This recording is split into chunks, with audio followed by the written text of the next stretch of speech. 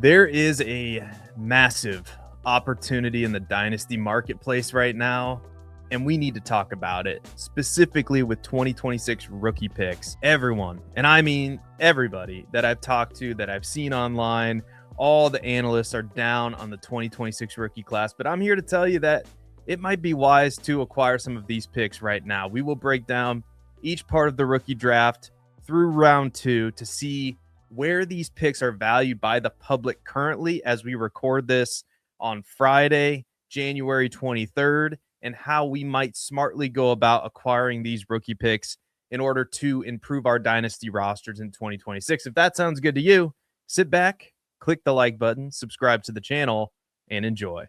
So we have to start by reiterating some general dynasty good practices. In general, it's a good idea to go out and try to acquire rookie picks in dynasty fantasy football in the offseason. The reason for this is because picks are liquid, meaning you can trade them for anything. And 2, their value is predictive. It's very cyclical. Rookie picks at this time of the year are going to be less valuable than when we get closer to the NFL draft and you can actually spend those picks and the buzz picks up. It happens every year. And then when you get into your rookie drafts, the value is at an all-time high and you can trade those rookie picks a lot of times for even more than you acquired them for. So rookie picks always increase in value. I've not seen a year that I've been in Dynasty and I've been playing since 2018.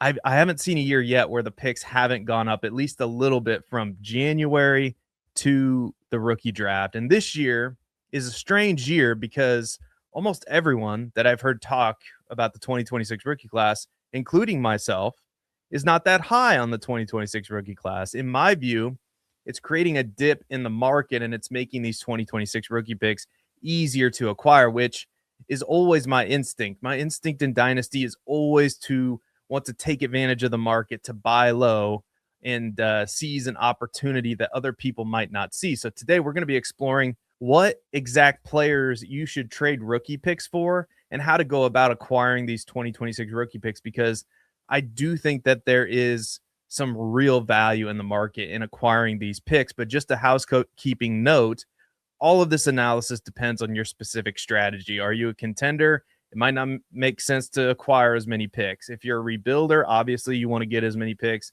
as possible, but it's wise even for rebuilding teams to liquidate some of their assets for more flexible assets, rookie picks. And that, again, these rookie picks are only going to gain value the closer we get to the NFL draft and the closer we get to the rookie draft.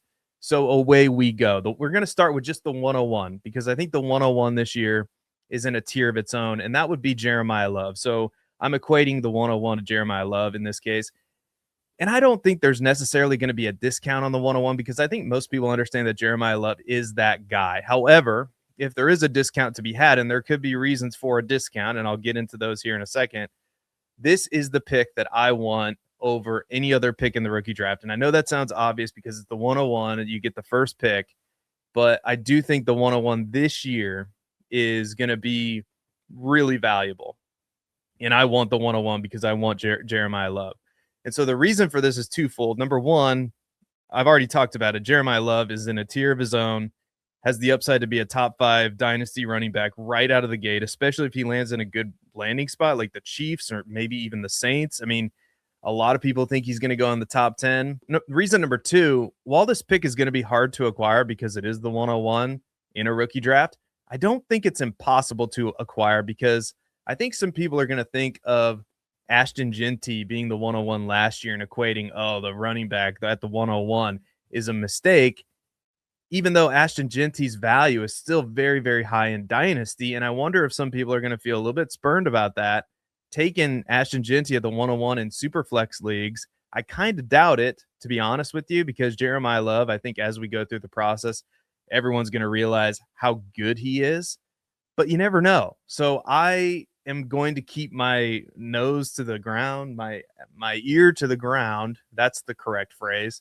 I'm going to keep my ear to the ground for 101s to see like what they're traded for and what the value is. Currently, Keep Trade Cut has an early 2026 first round pick valued at number 36, or its 36th overall asset in their rankings. And I get it. Keep trade cut isn't perfect, but it's where the public is on particular values. And to be honest with you, I feel like that might be kind of high given where we're at with this 2026 rookie class, given the fact that the narrative is, man, this class is not that good.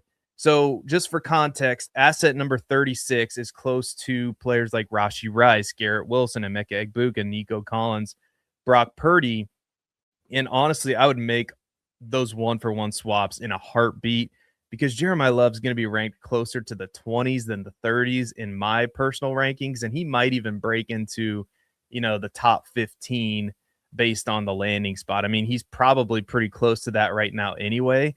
And you're also trading a player for a liquid asset you can trade later. I mean, this is January. There's a lot of time between January and April and May when you're going to be doing your rookie drafts, which is why I'm a big fan of acquiring picks in the first place, which is why it's a good practice in Dynasty to go out and acquire these picks because, as I mentioned earlier, they're liquid. You can do whatever you want with them until the rookie draft when you're on the clock and the time runs out and then you have to make a decision. But, even if we jump into the tier with Jonathan Taylor, Trevion Henderson, Teteroa McMillan, players that are ranked in the 20s and not the 30s, I think I still would make, even if we talk about Ashton Genty, I still think I would make that swap, get the 101 for those players, even though it might feel like a lateral move with Trevion Henderson or Ashton Genty, because I believe in Jeremiah Love that much. But the best part is I don't know if you're going to have to pay up that much. I really don't know. It's just, I think the 101 is going to be tricky this year, but it's going to have a lot of value as it always does.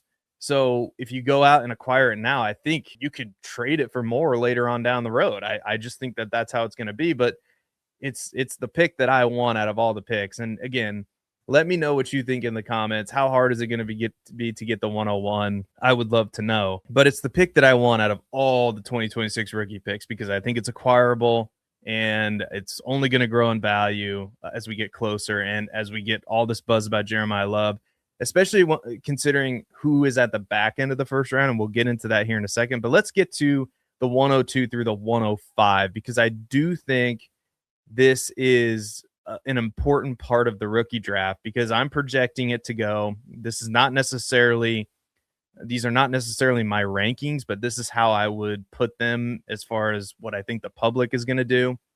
In some order: Mekhi Lemon, Carnell Tate, Jordan Tyson, Fernando Mendoza, right? Those are the guys that I think are going to go 102 through 105. And I think after that, most people believe, there's a huge tier down from 105 to 106. And it's important to remember that as of this recording, all of these wide receivers that I just mentioned, Mekhi Lemon, Carnell Tate, Jordan Tyson, are projected by most draft analysts to go in the first round. Some analysts, including Mel Kiper, have Carnell Tate and Jordan Tyson projected to go in the top 10. And if that happens, these picks are going to be even more valuable. And almost everybody has Fernando Mendoza going number 1 overall. And we know the value of a quarterback that gets drafted number 1 overall. It's very high. Just go ahead and just look at the season that Cam Ward had. It was an abysmal season, but you go look at Cam Ward and keep trade cut, and he's still a quarterback 17, player 55 overall, holding his value very nicely. Now he gets an upgrading coaching staff. So those are good assets to have. And again, this is quite a tier down for me personally from the 101 to the 102 through the 105, but I'm still buying this tier. I love this tier. This is because these players, Mekhi Lemon, Jordan Tyson, Carnell Tate, and Fernando Mendoza, have a good chance to be very good NFL players. And I also think dynasty teams are going to be willing to part with these picks more so than in previous years. And because of that, I don't know if you're going to have to give up Rashi Rice. That's probably a bad example right now because maybe everyone is trying to get rid of Rashi Rice based on the news, or a Garrett Wilson. Like, you might not have to give up a Garrett Wilson to acquire the 103 or the 104. You may be able to go down another tier like a Chris Olave or maybe a Ladd McConkey or Marvin Harrison Jr. Although this is one of those things, I don't know why Keep Trade Cut has Marvin Harrison Jr. ranked as high as they do, but still, like, I think that those deals are going to be possible. And I think the same principle applies with the picks 102 to 104. I mean, these are liquid assets until April and May, and therefore you're going to have months to sit on them. And if you have rookie picks in that range, I think that is what I would do. I think I would keep them, sit on them, or if you get a Godfather offer, then maybe you can make the move because the value and the hype goes up every single year, as we mentioned. And that's kind of the point of this whole episode. So even in years, and this is a quote unquote down class. So even in years where we have a down class, like we had in 2019, we still got AJ Brown, DK Metcalf, David Montgomery, Josh Jacobs, Debo Samuel, Terry McLaurin, Tony Pollard, Kyler Murray, Daniel Jones, and TJ Hawkinson. So again, not every one of those players is a superstar, but there's still some good players in there. And then remember 2022 gave us Drake London, Garrett Wilson, Chris Olave, Jameson Williams, Brees Hall, Christian Watson, Kenneth Walker, Wan'Dale Robinson, George Pickens, Trey McBride, James Cook, Jake Ferguson, Kyron Williams, and Brock Purdy, of course, Mr. Irrelevant. And again, not every one of those players is a superstar locked in our fantasy lineups every single week.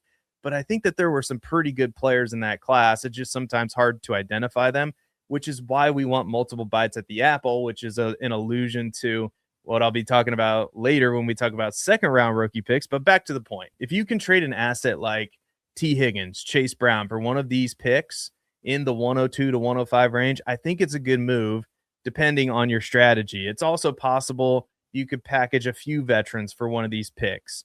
If I had a pick in the 102 to 105 range, I would not, and I repeat, not be looking to trade down in this particular class, even to the 106, even though I'm pretty high on Kenyon Sadiq, who's my personal 106 right now, because I think that there is a pretty big tier down from the 105 to the 106 through the 112 in the back half of the first round in 2026. So let's move on down to the 106 through the 108 now. So we're talking about players like Kenyon Sadiq, Denzel Boston, Nicholas Singleton I have in this range, but probably most people would have Jadarian Price, Jonah Coleman, KC Concepcion, Katron Allen, players like that. Maybe even a Ty Simpson slips in here, depending on where he goes in the NFL draft. And according to Keep Trade Cut, a mid-2026 first-round pick is valued at number 62 overall in their rankings. This means, according to Keep Trade Cut, which again, it's Keep Trade Cut, but it's a good test of what the public's thinking right now.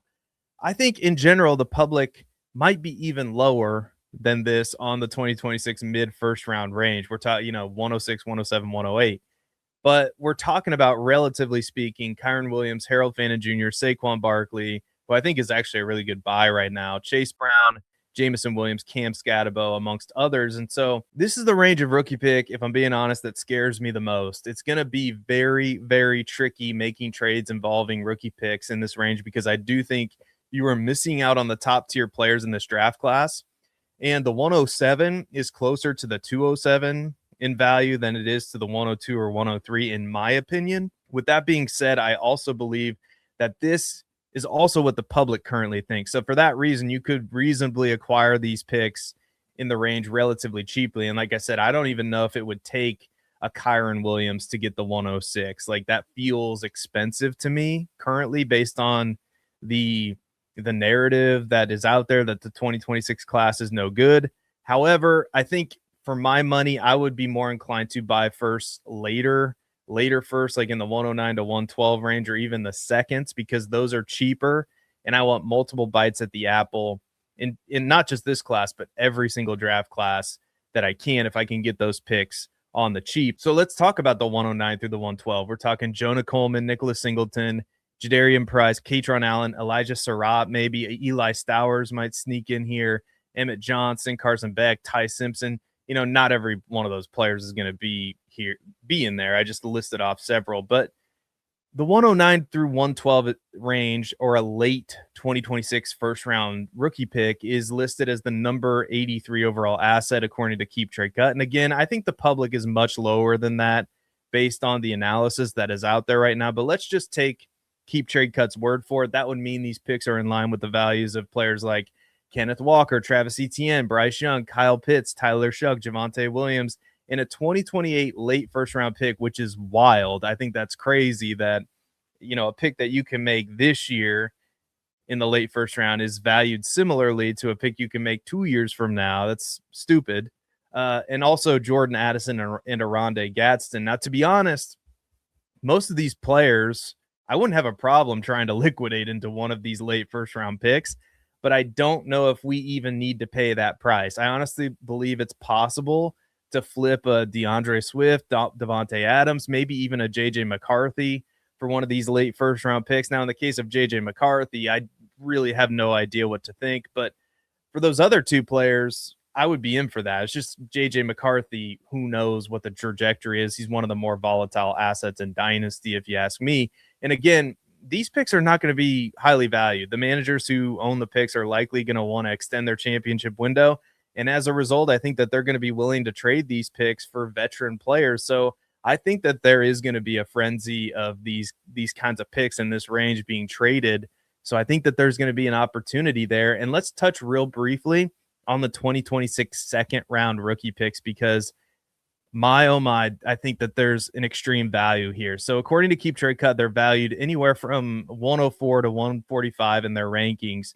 So this means that you could potentially re-roll a Troy Franklin, Shedeur Sanders, Chimere Dike, Jaden Reed, Woody Marks, Alec Pierce, and the list goes on of players that really I would have no problem taking a 2026 random rookie pick for any one of those players listed. And there's many more on Keep Trade Cut. And again, I get it. Keep Trade Cut isn't perfect with the way that they rank players, but still, these 2026 second round rookie picks are going to be dirt cheap. And I think there's a real opportunity here for you to go out and acquire some of these 2026 rookie picks, because how I hear some people talking about it is, man, this is the year to trade away all your 2026 seconds, thirds, etc., because there's going to be no good players there. But I think what they're failing to point out is the market is way down, just way down on these 2026 second round rookie picks. And I think real soon you're going to see that flip. I think these analysts are going to start to see that and start going, wait a second, I can get a 2026 second round rookie pick for Troy Franklin. Yeah. Or Shedeur Sanders. Yeah. Sign me up for that. I think you're going to start to see the narrative flip a little bit when it comes to these seconds and thirds, because I mean, these are lottery tickets. I'll grant you that, but we know what Jaden Reed is at this point. We know what Chimere Dike is. I mean, I'm assuming the Titans are going to want to improve their offense. He's a fine player. I don't know if he has the upside of somebody that we might take in the mid-second round in this class potentially. Shedeur Sanders, I think we know what we got. He's probably a backup quarterback in the NFL. Maybe he gets another opportunity to start. And then Troy Franklin is, to me, the very definition of better in best ball. I've never really been too high on Woody Marks. Alec Pierce, same story, a better in best ball dynasty type of player. So again, I think that there is a real opportunity to liquidate some of your assets, like some of these players that, in my opinion, don't hold that much dynasty value. Everybody seemingly thinks that these picks are worthless. And we know that all rookie picks, at least since I've been playing Dynasty and from 2018 to 2025 and into 2026, they get more valuable as we get closer to the NFL draft and your rookie draft. And for that reason, you might be able today to trade a Troy Franklin for a 2026 rookie pick. And then on the NFL draft day, if some of these offensive players are getting steamed up the draft board unexpectedly for whatever reason, you might be able to trade that same 2026 rookie pick for a lot more than you traded for it, if I can speak, back here in January. So for that reason, I think it's a good idea to go out and try to acquire some of these rookie picks, because it's always my instinct to just be water. And I think you should do it in Dynasty. Just kind of zig while everybody else is zagging. If the popular narrative is going one way, see if you can try to churn out some value from that narrative. Use that momentum to your own advantage in Dynasty. So in general, I think that there is a great opportunity to cash in on some of these values, these rookie values in the 2026 class, by liquidating some of your players into rookie picks, because the market doesn't value these picks nearly as highly as they have in the past because of the narrative that's out there right now. And again, I think that narrative at some point is going to start to flip as the buzz starts to pick up, and you're going to see that it's going to be harder and harder to acquire rookie picks as we get closer to the NFL draft, as is always the case. It's so predictive, which is why I would always recommend going out and getting rookie picks. But let me know what you think. Click the like button, subscribe if you liked it and want more of it. Until next time, keep grinding, keep building towards those championships you're going to win in 2026 because you are putting in the work right now. Thanks again. Be good, everyone, and we will see you in the next one.